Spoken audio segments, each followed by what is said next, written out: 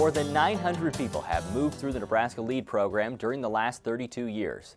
It's now accepting applications for LEAD Class 33. We discussed the background and influence of the Leadership Education Action Development Program with Terry Hejny on campus earlier this week. Well, I think it's the opportunity to get the experiences that are necessary to develop their leadership potential. The travel's part of it, but most people will always point to our international studies travel seminars, and some will always point to our national study travel seminars to Kansas City, Washington, D.C., and Chicago. But really, I think the travel around the state of Nebraska. The program gives Nebraska residents an opportunity to see and experience the cultures and diversification of our whole state. What are you looking at in the state? Where are you all going? Well, we go from Southwest Nebraska and Nebraska College of Technical Agriculture up to Chadron State, out to Scottsbluff, the Panhandle Research Center, Northeast Nebraska. Of course, we're going to be at Wayne State College, and Southeast Nebraska, Peru State. When we're in Central Nebraska, we're on the campus of the University of Nebraska at Kearney. And so those are just a few of the places that we travel to during the LEAD program. It's a 2-year program. Am I accurate in saying that? You're very accurate. Okay. In actuality, it's 19 months, but 2 years seems to roll off the tongue a lot easier.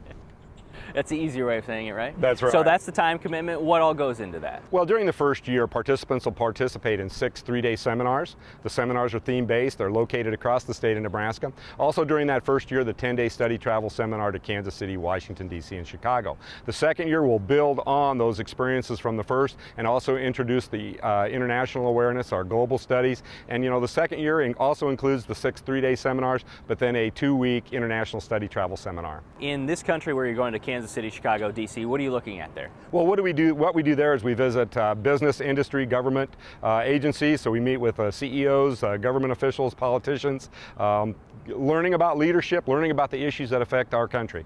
You traveled internationally. The last trip I believe you were on was Vietnam, South Korea, and Hong Kong. That's right. Tell me about those countries. What did you see? What an experience, to be in Hong Kong, a major port of the world.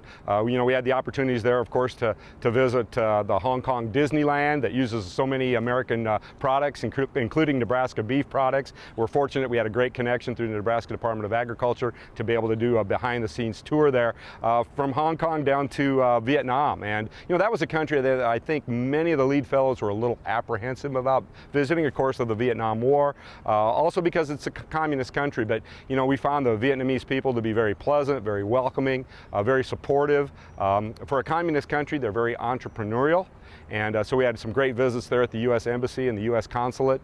We were in Hanoi, and we were also in Ho Chi Minh City. And I think Vietnam may become a regular place for us to visit in the next few years. I'm not necessarily picky about food, but when it comes to places like China, I get a little concerned. A little nervous? I'm sure I'm not the only farmer, the group that's thought about that. How do you handle that? Well, part of the LEAD experience is stretching the individual, and it would be a real shame for those participants to participate in the experience and not experience the food, because that's what people are going to ask you about when you come back home is, what was the food like, what did you drink? And if you don't taste it and immerse yourself into that culture, you really can't see things from their point of view.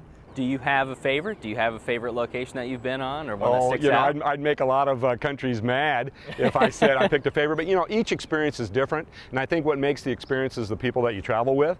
But I think the thing that's so important, and I think the LEAD fellows, I see this and I observe it when they come back.